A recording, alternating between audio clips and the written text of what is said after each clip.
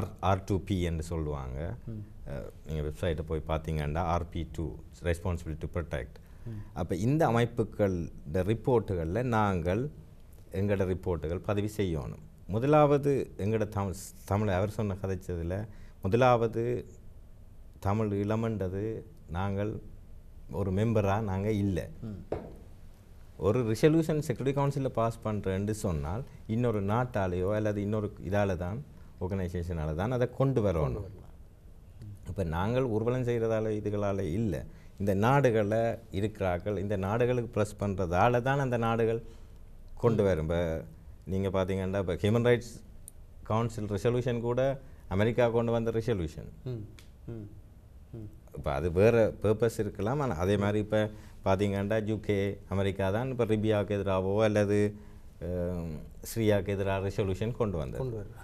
ஆனால் 2009 கூட 2009 ஆண்டு இவ்வளவு சனங்கள் செத்து கொண்டிருக்க கூட எங்களுக்கு ஸ்ரீலங்காவுக்கு எதிரான ரெசல்யூஷன் பாஸ் பண்ணப்படையில்லை. ஆனால் மீட்டிங் அண்டர் கிரவுண்ட் மீட்டிங் மட்டும்தான் நடந்தது. அப்போ இதுகள் ஏன் கொண்டு வரையில் இதன்றதுக்கு உண்மையான காரணம் சட்ட ரீதியாக இல்லை, அரசியல் ரீதியான காரணங்கள் தான் முக்கியமாக இருந்திருக்கு. அண்டாஸ் அவர்கள் தங்களுடைய நலன்கள் கருதி இந்தியாவோ வெஸ்டர்னோ அவர்கள் ப்ளேம் பண்ணது ரஷ்யாவையும் சைனாவையும். ஆனால் உண்மையாக பெனிஃபிட் அடைஞ்ச நாடுகள் இந்தியாவும் இவைகள் தான் இவர்களை பிளாக் பண்ணது. இதுக்கு மேலதிகமாகவும் நீங்கள் பார்க்கணும்னு சொன்னால் இண்டிவிஜுவல் சர்டன் பீப்புள் செக்யூரிட்டி கவுன்சிலில் சரி UN சரி நாங்கள் தமிழர்களை பொறுத்தவரையில் டைரக்ட்லியோ இன்டைரக்ட்லி பாதிக்கப்பட்ட ஆக்கள் தான். இப்போ நீங்கள் அவர்கள் சில நபர்கள் இப்போ secretary general pan கீமூனோட son in low வந்து இந்தியன் பீஸ் கீப்பிங் டைமில் ஸ்ரீலங்காவில் இருந்தவர். அவர்கிட்ட செக்ரட்டரியாக இருக்கிறவர் விஜய் நம்பியார் வந்து டிஃபென்ஸ் அட்வைசர் ஸ்ரீலங்காவுக்கு. அப்போ he is paying money for them. Sri Lanka வந்து மணி அவர்களுக்கு கொடுக்குறாங்க, மணி காசுக்கு வேலை செய்கிறவர். சில சில தனிப்பட்ட நபர்கள் ஆளுமை இப்போ மற்றும் இன்னும் இப்போ கவுண்டர் டெரரிசம் கமிட்டிலேயோ பீஸ் பில்டிங் கமிஷன்லேயோ இன்னும் இந்தியாண்ட இன்ஃப்ளூயன்ஸ் அவர்கள் அந்த பிரசிடெண்ட்டாக இருக்கிறார்கள், கமிட்டியில் இருக்கிறார்கள். பார்த்தீங்கன்னு சொன்னால் 87 to 90 ஸ்ரீலங்காவில் டைரக்ட்லியோ இன்டைரக்ட்லி ஒர்க் பண்ணாக்கள். அப்போ இண்டிவிஜுவலி அவர்களும் இதுக்கு இன்ஃப்ளூயன்ஸ் பண்ணலாம் அல்லது இதண்டலாம், அல்ல இந்தியாவில் தாக்கம் வெஸ்டர்ன் தாக்கம் இருக்கிறது. அதை விட வீட்டோ பவர் ரஷ்யாக்கோ சைனாவும் யூஸ் பண்ணும். இப்போ ஸ்ரீலங்கா பொறுத்தவரையில் ஸ்ரீலங்கா எல்லாரோடையும் ரஷ்யாவோடையும் உறவுகளை கொண்டிருக்கு, இந்தியாவோடையும் உறவுகளை கொண்டிருக்குது, மற்ற வெஸ்டர்ன் ஆக்களோடையும் உறவுகளை கொண்டிருக்குது. அப்போ நீங்கள் சரியான ஆக்ஷன் எடுக்கணும்னு சொன்னால் உண்மையாக ஸ்ரீலங்காவுக்கு இதுகளை கொண்டு வரத்துக்கு மற்ற நாடுகள் இதுகளை நீங்கள் அதை ப்ரூவ் பண்ணணும், அதுகளை அவர்களோட கதைக்கணும். மற்ற நாடுகளோட இந்தந்த நாடுகள் இருக்குது, இந்த நாடுகளில் இண்டிவிஜுவல் இருக்கணும். ஆல்வேஸ் சட்ட ரீதியாக மட்டுமில்லை அரசியல் ரீதியாகவும் அவர்களோட நாட வேண்டிய தேவை எங்களுக்கு இருக்குது உண்மையாக. கண்டிப்பாக ஆம். அது திரு ஆனந்தன் அவர்களுடைய கேள்விக்கு திரு நாகா கந்தையா அவர்களுடைய பதில். நாங்கள் இந்த ஐக்கிய நாடுகள் பாதுகாப்பு சபை என்ற தனிய அந்த நாடுகளை மட்டும் முயற்சி செய்யாமல் அவர்களுக்கு கீழ் இருக்கின்ற உப பிரிவுகளாக இருக்கின்ற சப்சிடியரி பாடியல் என்று சொல்லப்படுகின்ற பீஸ் பில்டிங் கமிஷன் அல்லது சாங்ஷன் கமிட்டிஸ், அதாவது உங்களுக்கு தெரியும் இந்த பொருளாதார தடைகள் கொண்டு வருவார்கள். அந்த ஒவ்வொரு நாடுகளுக்கு எதிராக பொருளாதார தடைகள் கொண்டு வரப்படுகின்ற அந்த தடைகளை கொண்டு வருகின்ற பொடிகள் அதுகளுக்கு சொல்லி இந்த பாதுகாப்பு சபைகள் ஒரு தனிப்பட்ட உப குழுக்கள் உள்ளன. எனவே அந்த குழுக்களில் பங்கு பெற்றுகின்றவர்களை, அந்த தனிநபர்களை, அந்த குழுக்களை நீங்கள் மக்கள் அவர்களுக்கு எங்களுடைய பிரச்சனைகளை பற்றி எழுத வேண்டும், அவர்கள் இதனை பற்றி அறிய வேண்டும், அவர்கள் இதனை ஐக்கிய நாடுகள் பாதுகாப்பு சபைக்கு கொண்டு செல்ல வேண்டும் என்பது என்று நாகா கந்தையா அவர்கள் திரு ஆனந்தன் அவர்களுடைய கேள்விக்கு பதிலளித்திருந்தார். மீண்டும் ஒரு உறவு இணைந்திருக்கின்றார். வணக்கம். வணக்கம். வணக்கம். நீங்கள் எங்கிருந்து யார் பேசுகிறீர்கள்? நான் லண்டனிலிருந்து ஆறுமுகம் கலக்கின்றேன். லண்டனிலிருந்து ஆறுமுகம், பேசுங்கள் ஐயா. எனது சில கருத்துக்கள். சொல்லுங்க. நாம் இன்று வரலாற்று கடமையை செய்ய வேண்டிய ஒரு காலகட்டத்தில் இருக்கின்றோம். ஒவ்வொரு தமிழ் மக்களும் இன்றைய காலகட்டத்தில் இன்றைய பிரிட்டனில் நடக்கும் ஒலிம்பிக் நிகழ்வுக்கு 150க்கும் மேற்பட்ட நாடுகளில் உள்ள அரசியல் தலைவர்கள் இங்கே வர இருக்கின்றார்கள். 27ஆம் தேதி அவர்கள் இங்கே வருகின்றார்கள். அதுக்கு அனைத்து தமிழ் மக்களும் ஒன்று கூடி எமது சக்தியை ஒன்றுபட அவர்களுக்கு காட்டி எமது நாட்டில் நடந்த கொடுமைகளை அவர்களுக்கு தெரியப்படுத்த வேண்டிய வரலாற்று கடமை எங்கள் கைகளில் இருக்கின்றது. அங்கே நண்பன் ஒருவர் உண்ணாவிரதம் தொடர்ந்து செய்து கொண்டிருக்கின்றார். அந்த இடத்துக்கும் நாம் அனைவரும் மாறி மாறி சென்று அவர் இந்த ஒலிம்பிக் நடக்கும் நாட்கள் மட்டும் அங்கே உண்ணாவிரதம் இருக்கின்றார். சுகந்தன் என்பது சுவிஸுக்கு நடந்து லண்டனிலிருந்து சுவிஸுக்கு நடந்து சென்றவர் இன்று அங்கே உண்ணாவிரதம் செய்து கொண்டிருக்கின்றார். நாங்கள் இந்த 27ஆம் தேதி 5 மணியிலிருந்து 9 மணி வரையிலும் அஸ்பென் வி என்ற இடத்துக்கு கிட்ட அந்த அரசியல் திறமை அதன் கூட அந்த வழியாகத்தான் செல்வார்கள். அப்ப அந்த இடத்தில் ஒன்று கூடுவதற்கு ஒழுங்கு செய்யப்பட்டிருக்கிறது.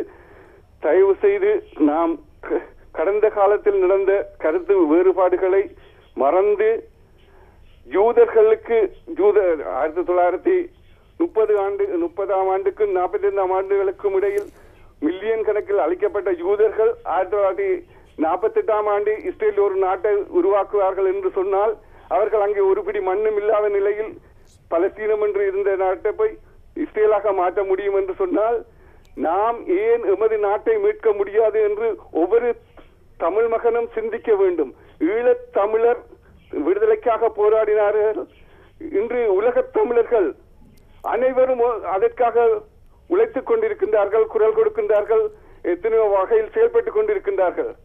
ஆனால் இன்று ஈழ வந்த நாங்கள் எங்கள் உறவுகளை மறந்து, எங்கள் சகோதரர்களை மறந்து, எங்கள் அன்னையை மறந்து நாம் இன்றி சில நிலையில் இருக்கின்றோம், சில வேறுபட்ட கருத்துக்களுடன் இருக்கின்றோம். நாம் அனைவரும் ஒன்றுபட்டு உழைக்க வேண்டிய காலகட்டம். இன்றைக்கு இலங்கை செய்த மனித உரிமை மீறல், இனப்படுகொலை, போர்க்குற்றம், இதை நாங்கள் சர்வதேசத்துக்கு எடுத்துக்காட்ட வேண்டியவர்களாக இருக்கின்றோம். ஆகவே நாம் இன்று கல்வியிலும் பொருளாதாரத்திலும் ஏனைய வசதிகளுடன் வசதியாக வாழ்ந்து கொண்டிருக்கிறோம். ஆனால் எமது நாட்டில் நடக்கும் கொடுமைகளை மறந்திருக்கின்றோம். 1983ஆம் ஆண்டு சிறையில் எங்களுக்காக படுகொலை செய்யப்பட்ட குட்டிமணி தங்கம் துறையவர்களின் நினைவு நாட்கள் கொண்டாடப்பட்ட பொழுதும் அதை நாங்கள் நினைவு கூர்ந்த பொழுது நேற்று முந்தினால் நடந்து கொண்டிருக்கிறது. அதில் நாங்கள் கலந்து கொள்ள தவறி இருக்கின்றோம். சிலர் அல்ல பலர். நாம் அந்த நிகழ்வுகளை மறந்துவிட்டோம். இன்றும் அங்கு சிறையில் கொல்லப்பட்டுக் கொண்டிருக்கின்றார்கள். தெரிந்தும் தெரியாமலும் எத்தனையோ போராளிகள் கொல்லப்பட்டுக் கொண்டிருக்கிறார்கள். தயவு செய்து இதை கேட்டுக்கொண்டிருக்கும் ஒவ்வொருத்தரும் மற்றவர்களுக்கு இந்த விடயங்களை சொல்லி, யூதர்கள் அழிக்கப்பட்ட பொழுது மில்லியன் கணக்கில் அது தனியே ஜெர்மனியில் தான் அழிக்கப்பட்டதாக எல்லோரும் கதைப்போம். ஆனால் ஜெர்மனியில் மட்டுமல்ல, அவர்கள் ரஷ்யாவிலும் அழிக்கப்பட்டார்கள், பிரிட்டனிலும் அழிக்கப்பட்டார்கள், வாழ்ந்த நாடுகளில் பல நாடுகளில் அழிக்கப்பட்டார்கள். அவர்கள் 1948ஆம் ஆண்டு இஸ்ரேலை உருவாக்க முடியும் என்று சொன்னால் ஏன் தமிழர்களால் முடியாது? தமிழர்கள் திறமையானவர்கள், சக்தி வாய்ந்தவர்கள், பொருளாதாரத்தில் மிக்கவர்களாக இருக்கின்றார்கள் என்று வெளிநாடு வந்தவர்கள் அத்தனை பேரும். ஆகவே நாம் அனைவரும் 27ஆம் தேதி 5 மணிக்கு அங்கு சட்பேட்டில் ஒலிம்பிக் நடக்கிற இடத்துக்கிட்ட அந்த இடத்தில் கூடுவோம். அஸ்பென் வி என்ற இடத்தில். திரு ஆறுமுகம் அவர்களே, ஒரு நிமிடம். நீங்கள் அந்த இடத்தை அதுக்கு அண்மையில் இருக்கின்ற தொடருந்து நிலையங்கள் அது சம்பந்தமாக வேறு ஏதாவது தகவல்கள் இருந்தால் உறவுகளுக்காக ஒரு முறை தெரிவித்து விடுங்களேன்.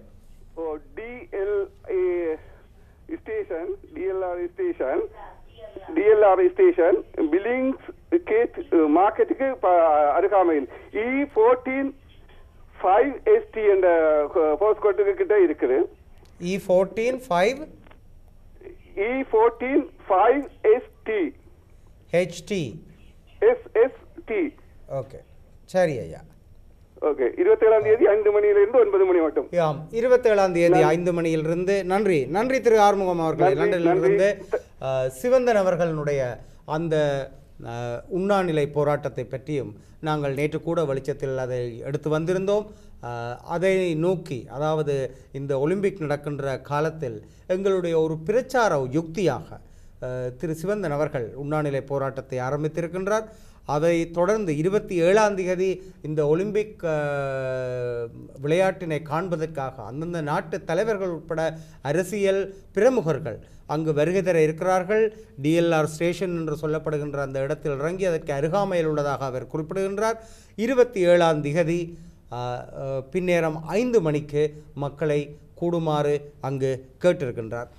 திரு நாக கந்தையா அவர்களே, இந்த மாதிரியான செயற்பாடுகள், அதாவது நாங்கள் இவ்வாறான ஒலிம்பிக் என்பது இன்று உங்களுக்கு தெரியும், ஐக்கிய ராஜ்யத்தில் மிகப்பெரிய ஒரு ஆயத்தங்களுடன் மிகப்பெரிய ஆடம்பரங்களுடன் நடைபெற இருக்கின்றது. அதுக்கான ஆயத்தங்கள் நடந்து கொண்டிருக்கின்றன.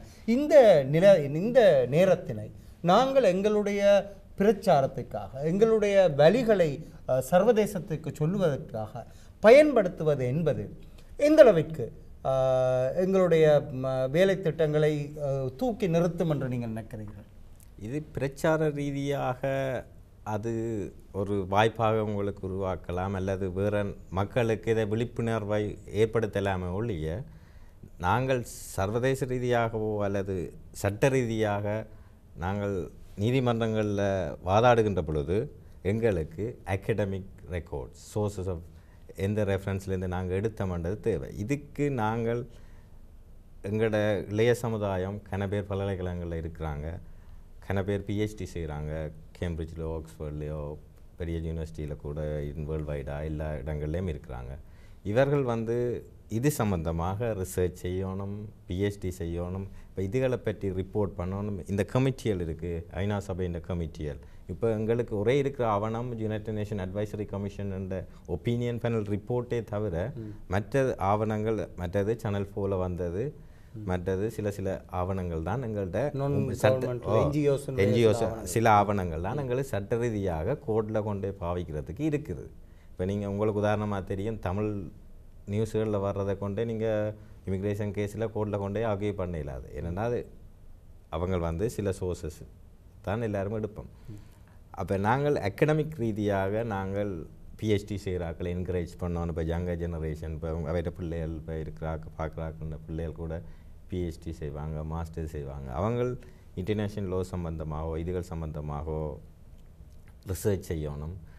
மற்றது இன்னும் அகடமிக் இருக்கிறாங்க. எங்களோட தமிழ் மக்கள் உலகத்திலேயே ஒரு திறமையான சமூகம்.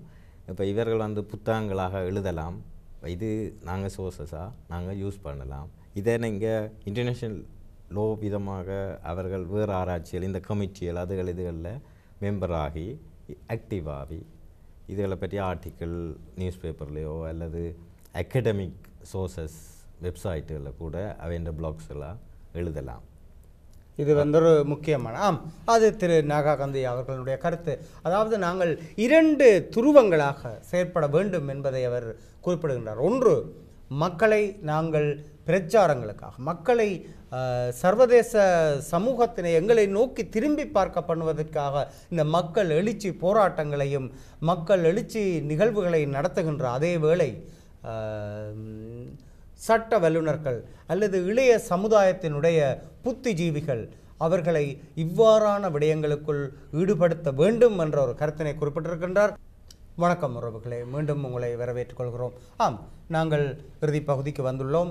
நாங்கள் இறுதியாக திருநாக கந்தையா அவர்கள் கூடிய கருத்து, அந்த இளைஞர்களை, இளம் சமுதாயத்தினை நாங்கள் இதனைப் போல படிப்புகளுக்கும் உயர் படிப்புகளுக்கும் அது சம்பந்தமாக ஆராய்ச்சிகள் செய்வதற்காகவும் ஆய்வுகள் எழுதுவதற்காகவும் அவர்களை ஊக்குவிக்க வேண்டும், அவர்களை அனுப்ப வேண்டும் என்று குறிப்பிட்டிருந்தார்.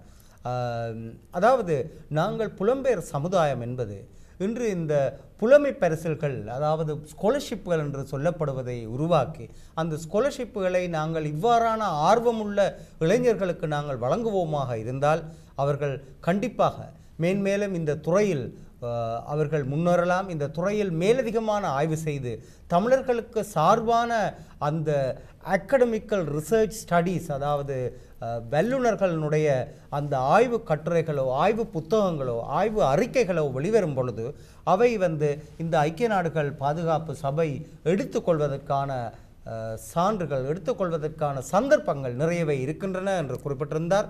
நாங்கள் இந்த ஐக்கிய நாடுகள் பாதுகாப்பு சபையிலிருந்து அண்மையில், அதாவது 2011ஆம் ஆண்டு நினைக்கின்றேன், 2011ஆம் ஆண்டில் இடம்பெற்ற அந்த ரெசல்யூஷன், அதாவது அந்த தீர்மானம் எவ்வாறு நிறைவேற்றப்பட்டது என்பதை ஒரு சிறிய பதிவினை பார்த்துவிட்டு மீண்டும் நாங்கள் திரு நாகாகாந்தையா அவர்களிடம் வருவோம். Acting under Chapter 7, the Security Council has come together to condemn the violence, pursue accountability, and adopt biting sanctions, targeting Libya's unrepentant leadership. This is a clear warning to the Libyan government that it must stop the killing. Resolution 1917 is a strong resolution. It includes a travel ban and an assets freeze for key Libyan leaders. It imposes a complete arms embargo on Libya. It takes new steps against the use of mercenaries by the Libyan government to attack its own people. And for the first time ever, the Security Council has unanimously referred an egregious human rights situation to the International Criminal Court. As President Obama said today, when a leader's only means of staying in power is to use mass violence against its own people, he has lost the legitimacy to rule and needs to do what is right for his country by leaving now. Not quite that short. Thank you. We are pleased to have supported this entire resolution and all of its measures, including the referral to the ICC. We were happy to have the opportunity to co-sponsor this, and we think that it is a very powerful message to the leadership of Libya that this heinous killing must stop and that individuals will be held personally accountable, and enable the people of Libya, as I said in the Security Council, to continue to be able to express themselves freely and now without violence, to be able to enjoy the universal rights that people around the world deserve to have protected. And the Council tonight stood firmly and resolutely with the people of Libya in respect of those universal rights. அந்த மிக காட்டமான முறையில் அந்த லிபியாவுக்கு எதிரான அந்த resolution அங்கு நிறைவேற்றப்பட்டிருக்கின்றது. அந்த லிபிய மக்களை தாங்கள் பாதுகாப்பதாகவும் லிபிய அரசாங்கத்துக்கும் லிபிய அரசு தலைவர்கள் மீதும் கொண்டு வந்த அந்த காட்டமான அந்த சொல் தொடர்கள் என்பன, இதை பற்றி நீங்கள் என்ன கருத்து சொல்ல இருக்கின்றீர்கள்? லிபியாண்ட இதை எடுத்து நீங்கள் சொன்னால் அது ஒரு சவரின் கண்ட்ரி, ஒரு ஓன் கண்ட்ரி. இன்னொரு நாடு படையெடுக்கவும் இல்லை, அது ஒரு தனி நாடு. ஆனால் அந்த நாட்டை ஹியூமனிடேரியன் வயலேஷன்ன்றதை வீட்டையும் பாவிச்சு இதையும் பாவிச்சு protect civilian, no fly zone, sanction எல்லாம் பாஸ் பண்ணப்பட்டது எல்லாராலையும். இப்போ அந்த ரெசல்யூஷனை வச்சு தான் அதை விட இன்ட்ரெஸ்டிங்லி ஐசிசிக்கு ரிஃபர் பண்ணாங்க. லிபியாவை செக்யூரிட்டி கவுன்சில் ரிஃபர் பண்ணிச்சு ஆட்டோமேட்டிக்கலி. அப்போ அதில் சவரனிட்டியே அந்த பவர் இந்த பவர் எல்லாம் இல்லாமல் போயிட்டு. அப்போ யுனைடெட் நேஷன் எடுத்த டிசிஷன் அதில் ஸ்டியானி இம்பார்ட்டன்ட் டிசிஷன். ஆனால் எல்லாரும் ஓட்டட் வீட்டோ ஒன்றும் பாவிக்கப்படவில்லை. இந்த இந்த இந்த ஒரு சம்பவம் என்பது, அதாவது லிபியாவினுடைய அந்த அரசு தலைவர் என்பவர் இவ்வாறான ஒரு வெறுப்பை மற்றைய நாடுகளிடம் தான் சம்பாதித்திருந்ததால் தான் இவ்வாறு அவர் ஒரு ஒரு யுனானிமஸ் என்று சொல்லப்படுகின்ற, அதாவது யாருமே எதிர்க்காத முறையில் அவர்களுக்கு எதிரான அந்த நாட்டுக்கு எதிரான இந்த தடைகளை அனைத்தையும் கொண்டு வந்து அந்த நாட்டினுடைய இறுதியில் வரலாறு உங்கள் எல்லாருக்கும் தெரியும். அப்போ இந்த மாதிரியாக செயற்படுகின்ற ஐக்கிய நாடுகள் சபை அந்த லிபியாவை விட எத்தனையோ மடங்கு கூட அழிவுகளும் அட்டூழியங்களும் இனப்படுகொலையும் நடந்த எமது தேசத்து மக்களை அந்த ப்ரொடெக்ட் த சிவிலியன்ஸ் என்பதை பார்க்காமல் விட்ட அந்த தார்மீகம் என்பது அதை நாங்கள் எவ்வாறு பார்க்க போகின்றோம், அதை எவ்வாறு நிவர்த்தி செய்ய போகின்றோம்? நீங்கள் லிபியாவில் இறந்தவர்களை விட இலங்கையில் இறந்தவர்கள் கூடத்தான் இருந்தார்கள். ஆனால் அந்த நேரத்தில் செக்யூரிட்டி கவுன்சிலுக்கு ரெசல்யூஷன் பாஸ் பண்ணவோ கொண்டு வரவோ இந்தியா ஒரு பக்கம், சைனா ஒரு பக்கம், ரஷ்யா ஒரு பக்கமாகவும் எல்லாரும் பிளாக் பண்ணி பொலிட்டிக்கல் கேம் ஒன்று ப்ளே பண்ணியிருந்தாங்க. அப்போ அந்த ரெசல்யூஷன் பாஸ் பண்ணுறதுக்கு எல்லாரும் பெஸ்ட் ப்ளேம் பண்ணிச்சு சைனா அண்ட் ரஷ்யாண்டு. ஆனால் அந்த சேம் டைம் இந்தியாவும் பேரலி தங்களோட நேஷனல் இன்ட்ரெஸ்ட்டை வச்சு அவங்களும் ப்ளே பண்ணாங்க. அப்போ ரெசல்யூஷன் பாஸ் பண்ண படையில் கொண்டு வரவும் இல்லை. ஜஸ்ட் உண்மையாக ஒரு ப்ரீஃப் நியூஸ் ஸ்டேட்மெண்ட் ஒன்று தான், ப்ரெஸ் ஸ்டேட்மெண்ட் ஒன்று தான் விட்டாங்க. அங்கே சாகுறாங்க, ஸ்ரீலங்காவுக்கு எதிராக மட்டுமில்லை, புலிகளுக்கு எதிராக இப்படி அவர்களை வெளியில் விட சொல்லியும் இப்படி இதுகளை அசிஸ்ட் பண்ண சொல்லியும் பெருசாக ஒரு ஆக்ஷனும் எடுக்க இல்லை. இந்த இடத்துல நான் உங்கள்கிட்ட ஒரு கேள்வி கேட்கணும் திரு நாககந்தை அவர்களே. அதாவது இந்த ஐக்கிய நாடுகள் சபையினுடைய நிரந்தர உறுப்பு நாடுகளில் இந்தியா இல்லை. தற்பொழுது இருக்கின்ற நாடுகளினுடைய தற்காலிக நாடுகள் கூட இந்தியா இல்லை. ஆனாலும் இந்தியா இன்று ஒரு மிகப்பெரிய பங்கு ஒன்றை இந்த ஐக்கிய நாடுகள் சபையினுள் ஆற்றிக்கொண்டு வருகிறது. அதாவது அந்த மூடிய கதவுகளின் பின்னாலோ அல்லது ஐக்கிய நாடுகள் சபையின் பின்புற கதவுகளினாலோ இந்த இந்தியாவினுடைய தாக்கம் என்பது எவ்வாறு சாத்தியமாகின்றது? அதுக்கான காரணம் என்ன? காரணங்கள் பல இருக்கின்றன. அரசியல் சட்ட ரீதியாக மட்டுமல்ல, அரசியல் ரீதியாக இந்தியா பெஸ்ட் கண்ட்ரீஸோட சரியான இன்ஃப்ளூயன்ஸ் உறவுகளை வச்சிருக்கிறது. அதே நேரத்தில் பார்த்திங்கன்னா செக்ரட்டரி ஜெனரல் பான் கி மூன் இந்தியாவில் தான் கூட காலம் தன்னை லைஃப்பை ஸ்பெண்ட் பண்ணியிருக்காரு. அதை விட அவருக்கு செக்ரட்டரியாக இருக்கிறார்கள், பெர்மனன்ட் மெம்பர்ஸாக இருக்கிறார்கள், கூட எம்ப்ளாயியாக இருக்கிற யுனைடெட் நேஷன் இண்டிபெண்ட் பொடி என்று சொன்னாலும் ஒரு பொலிட்டிக்கல் பொடியாக தான் அது இருந்து கொண்டு இருக்குது. இதில் சப்சிடரிஸ் எல்லா பொடியிலே நீங்கள் பார்த்தீங்கன்னு சொன்னால் ஹெட்டோ கமிட்டியில் இருக்கிறார்கள் மெயின்லி இந்தியன் ஆக்கள் கூட இருக்கிறேன். அவர்கள் டைரக்ட்லி அதான் முந்தி சொன்ன மாதிரி டைரக்ட்லியோ இன்டைரக்ட்லி ஸ்ரீலங்கான பொலிட்டிக்ஸில் இன்வால்வ்டாக இருந்தாக்கள். இப்போ யுனைடெட் நேஷன் பொடியில் நார்மலி கண்ட்ரி தானே அவர்களை அனுப்பி வைக்கிறது. அப்போக்கே பொலிட்டிக்கல் இன்ஃப்ளூயன்ஸ் ஆனாக்கள் தான் கூட போவினோம். அப்போ ஸ்ரீலங்கா அனுப்புதோ, இந்த நாடு யூகே அனுப்புதோ, அப்போ பொலிட்டிக்கல் பார்ட்டிசிபெண்ட் தான் அங்கே இருக்கிறேன். அப்போ அவர்கள் தங்களோட இன்ஃப்ளூயன்ஸ், தங்களோட நாட்டின் இன்ட்ரெஸ்ட்டோ தங்களோட இன்ட்ரெஸ்ட்டை வச்சு தான் அவர்கள் ப்ளே பண்ணுவார்கள். ஸோ கண்டிப்பாக அப்போ இதுதான் அவர்களுக்கு எங்களுக்கு இருக்கிற அனுகூலம். இதில் இருந்து நாங்கள் படிக்க வேண்டிய பாடம் ஒன்று இருக்கின்றது. அதாவது ஐக்கிய நாடுகள் சபையினுடைய நிரந்தர உறுப்பு நாடுகளிலும் இந்தியா இல்லை, தற்காலிக உறுப்பு நாடுகளிலும் இல்லை. இருந்தாலும் அங்கிருக்கின்ற அந்த உப குழுக்களில் தங்களுடைய ஆட்கள் இருக்கின்றார்கள். அங்கு ஐக்கிய நாடுகள் சபையில் அவர்களுடைய உதவியாளர்களாக வேலை செய்கின்ற பலரிடம் இந்திய உறுப்பினர்களோ அல்லது இந்திய மக்களோ அங்கு ஊடுருவி இருப்பதனால் அது அவர்களுக்கு சாத்தியமாகின்றது.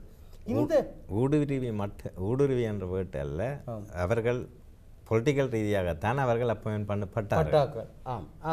அது உத்தியோகபூர்வமாக நாங்கள் தமிழர்களும் இவ்வாறான அமைப்புகளினுள் இருப்பதன் மூலம் எங்களுடைய பிரதிநிதித்துவத்தை கூட நாங்கள் இவ்வாறான சர்வதேச அமைப்புகள் மத்தியில் கொண்டு செல்லலாம் என்ற ஒரு மறைமுகமான கருத்தும் அங்கு புதைந்துள்ளது.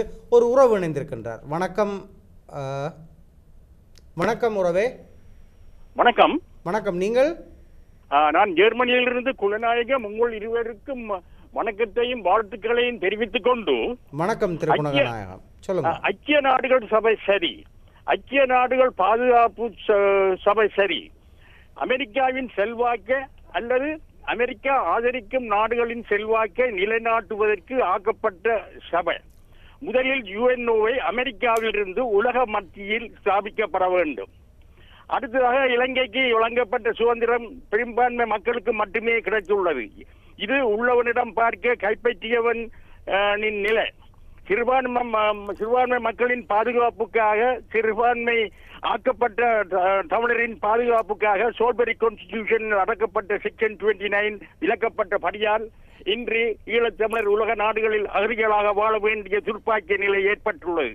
ஆகவே ஈழத்தமிழர்களாகிய நாம் எமது நாடு 1833 இணைக்கப்பட்டபடியால் நாம் இணைக்கப்படாவிட்டால் 1833 இணைக்கப்படாவிட்டால் நாம் 1948 ஸ்ரீலங்காவை போல, மாலதீவை போல, இந்தியா போல, பாகிஸ்தான் போல சுதந்திர நாடாக திகழ்ந்து தமிழ் ராஜ்யத்தின் கொடியும் ஐநா முன்றலில் பறந்து கொண்டிருக்கும். ஆனால் இன்று ஈழத்தமிழர் வழங்கப்பட்ட சுதந்திரம் தங்களுக்கு கிடைக்கப்படவில்லை என ஐநாவுக்கு போக முன் பிரித்தானியா மீது ஓர் வழக்கை தொடரலாம் என கருதுகிறேன். இதற்காக பிரித்தானியாவில் அகதி அந்தஸ்து பெற்ற ஈழத்தமிழர் ஒருவர் வழக்கை தொடுக்கலாம். இதை போல உதாரணம் கோடீஸ்வரன் வழக்கு, மலேசியா வழக்குகள். இது பற்றி உங்கள் கருத்தையும் உங்கள் இமெயிலையும் தருவீர்களா ஐயா? நன்றி, வணக்கம். ஆம், அது திரு நாகா கந்தையா அவர்களிடம். அதாவது இவர் திரு குணநாயகம் அவர்கள் ஜெர்மனியிலிருந்து எங்களுடைய ஒரு மிக அதிகமாக பங்கு பெற்றுக் கொள்ளும் உறவு. அவருடைய கேள்வி என்னவென்றால், இந்த சுதந்திரத்தை அளித்தது பிரித்தானியா தான். ஆனால் இந்த சுதந்திரம் என்பது நீங்கள் ஒருதலைப்பட்சமாக, அதாவது சிங்களவர்கள் கையில் சுதந்திரத்தை கொடுத்து விட்டீர்கள். தமிழர்கள் அன்றிலிருந்து அங்கு அடக்கி ஒடுக்கப்படுகிறார்கள். எனவே இதற்கு காரணம் நீங்கள் தான் என்று சொல்லி பிரித்தானிய அரசாங்கத்தின் மேல் ஏன் ஒரு தமிழன் வழக்கு போடக்கூடாது? ஏனென்றால் இதை அண்மையில் மலேசியாவில் இருந்து ஒருவர் அந்த பிரித்தானியாவுக்கு மேல் ஒரு வழக்கு போட்டிருந்தார். அதாவது மலேசியாவில் இன்று மக்கள் துன்பப்படுகிறார்கள் என்று சொல்லி அதை அவர் உதாரணத்துக்கு எடுத்திருந்தார். அதை விட கோடீஸ்வரன் வழக்கினையும் எடுத்து அவர் குறிப்பிட்டிருந்தார். அந்த முறையில் ஏன் போட முடியாது என்று கேட்டு உங்களுடைய தொடர்பையும் அவர் கேட்டிருக்கின்றார்.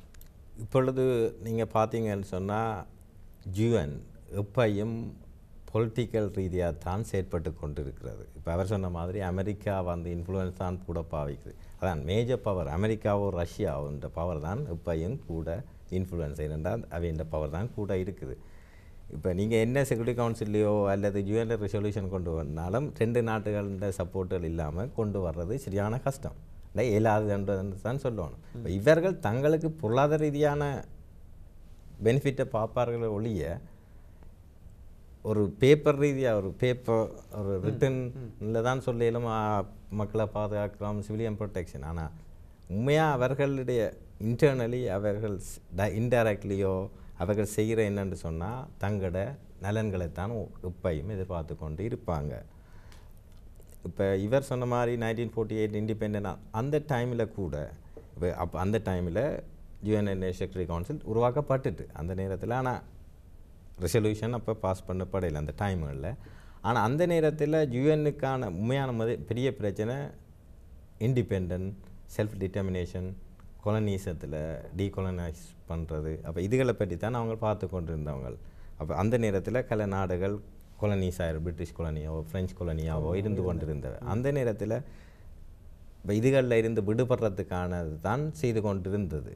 அப்போ இதுகளுக்கு சப்போர்ட் பண்ணி என்னென்ன கண்டிஷன்ஸ், செல்ஃப் டிட்டர்மினேஷன். அதுக்கு பிறகு சவுத் ஆஃப்ரிக்கான்ற இஷ்யூ வந்தது, பிளாக் அண்ட் ஒயிட் அந்த இஷ்யூ, அந்த கருப்பு அந்த பிரச்சனையில் வந்து கொண்டிருந்தது, ரேசிஸ்ட் மாதிரி. இப்போ அந்த விதமான செல்ஃப் டிட்டர்மினேஷன் அது மாறி இருந்தது. இப்போ மாறி இருக்குது. இப்போ கரண்ட் சிச்சுவேஷனில் டெரரிசம் என்ற வேர்ட்டை யூஸ் பண்ணிக்கினா. அப்போ இப்போ பார்த்தீங்கன்னு சொன்னால் இப்போ லாஸ்ட் 2 வருஷமாக ஸ்டேட் டெரரிசமாக மாறி இருக்குது. இப்போ லிபியாவும் சிரியாவும் மாறி ரெண்டேக்க இப்போ டெரரிசம் மற்ற மாறி இருக்குது. அப்போ இது எப்போ மாறும், என்ன நடந்திருக்குமென்றது எங்களுக்கு அது ஒரு பொலிட்டிக்கல் அரசியல் ரீதியான ஒரு ஆர்கியூமெண்ட்டாக தான் நாங்கள் கருதணும். மற்றது வழக்கு தொடர்றது இப்போ கென்யா அந்த நாடு கூட இப்போ இங்கிலாந்துக்கு எதிராக கோர்ட் ஃபைல் பண்ணியிருக்கிறாங்க. ஸோ இதுக்கு இப்போ நாங்கள் இப்போ முக்கியமாக ஸ்ரீலங்கன் ஒரு Tamils if you want it நீங்கள் எல்லோரும் ரிலேஷன்ஷிப்பை மெயின்டைன் பண்ணணும் மொழியை எதிரிகளை உருவாக்குறது நல்ல நிலையை தராது. ஏனென்றால் நாங்கள் இந்த நாடுகளில் எல்லாரும் இவர்களோட கோஆப்ரேட் பண்ணித்தான் நாங்கள் என்ன வேலை செய்கிறேன்றாலும் செய்யலாம் ஒழிய நீங்கள் எதிரிகளை சம்பாதிக்கிறது நல்லதாக படுமா என்பது எனக்கு தெரியவில்லை. அது திரு நாகா கந்தையா அவர்களுடைய கருத்து. நாங்கள் இறுதியாக நிகழ்ச்சியை நிறைவு செய்ய வேண்டிய நேரம் வந்திருக்கின்றது. இறுதியாக ஒரு உறவு இருந்தால் மிகச் சுருக்கமாக தங்களுடைய கேள்வியுடன் அவர் சென்று விட்டார். ஆம் உறவுகளே, இன்று நாங்கள் ஒரு மிக ஆழமான ஒரு விடயத்தை தொட்டிருக்கின்றோம். இது நாங்கள் இந்த பாதுகாப்பு சபை என்பதில் எந்தளவிற்கு ஆழமாக மக்களுக்கு புரிந்து கொள்ளக்கூடிய அளவில் நாங்கள் இந்த விடயத்திற்குள் இறங்கி இருக்கின்றோமோ என்று தெரியவில்லை. இருந்தாலும் இது சர்வதேச அரசியல், சர்வதேச அமைப்புகளை பொறுத்த மட்டில் ஒரு சிறிய விழிப்புணர்வை உங்களுக்கு இது எவ்வாறாக செயற்படுகின்றது, எங்களுடைய மக்கள் தங்களுடைய அரசியல் சர்வதேசம் சம்பந்தமான பார்வைகளை சற்று ஆழமாக பார்க்க பண்ண வேண்டும் என்பதுதான் இன்றைய வெளிச்சத்தினுடைய நோக்கம். இது தொடர்ச்சியாக இனிவரும் காலங்களிலும் இவ்வாறான ஒரு பகுதி ஒவ்வொரு வாரமும் வெளிச்சத்தில் இடம்பெற இருக்கின்றது. அதாவது சர்வதேச அமைப்புகள் உலகளாவிய ரீதியில் சர்வதேச அரசியலின் பங்குதாரர்களாக விளங்குகின்ற சர்வதேச அமைப்புகளை பற்றி நாங்கள் தொடர்ச்சியாக பார்க்க இருக்கின்றோம். அந்த சர்வதேச அமைப்புகளினுடைய சட்டங்கள், அவற்றினுடைய அதிகாரங்கள், அவை எவ்வாறு உருவாக்கப்படுகின்றன, அவற்றை நாங்கள் எவ்வாறு இலங்கை தமிழர்களுக்காக, புலம்பெயர் தமிழர்கள் எவ்வாறு எங்கள் சுதந்திர தமிழீழத்தை உருவாக்குவதற்காக இந்த அமைப்புகளை பயன்படுத்த வேண்டும் என்ற ஒரு கருத்தினை மையமாக வைத்தே இவ்வாறான நிகழ்ச்சிகள் உங்களுக்காக உருவாக்கப்பட இருக்கின்றன. உறவுகளே, தொடர்ச்சியாக இந்த நிகழ்ச்சிகளில் இணைந்து உங்கள் கருத்துக்களையும் தெரிவிக்க வேண்டுகின்றோம். என்று எங்களுடைய அழைப்பை ஏற்று இங்கு வருகை தந்த திரு நாகா கந்தையா அவர்களுக்கு ஜிடிவியினுடைய தொலைக்காட்சி சார்பிலும் உறவுகளை உங்கள் சார்பிலும் நன்றிகளை தெரிவித்து, நன்றி திரு நாகா கந்தையா அவர்களே. நன்றி. ஆம் உறவுகளே, இதுவரை நேரமும் எங்கள் நிகழ்ச்சியினை பார்த்திருந்த உங்களுக்கும் எங்கள் நன்றிகளை கூறி, தொடர்ச்சியாக தொடர்பில் இணைந்த உறவுகளுக்கும் நன்றிகளை கூறி, எங்களுக்கு இன்று தொழில்நுட்ப துறையில் ஒத்துழைப்பாக இருந்த திரு பாலசுரேஷ், திரு தினேஷ் அவர்களுக்கும் நன்றியை கூறி இன்றைய வெளிச்சம் நிகழ்ச்சியை இத்துடன் நிறைவு செய்கிறோம். நன்றி, வணக்கம்.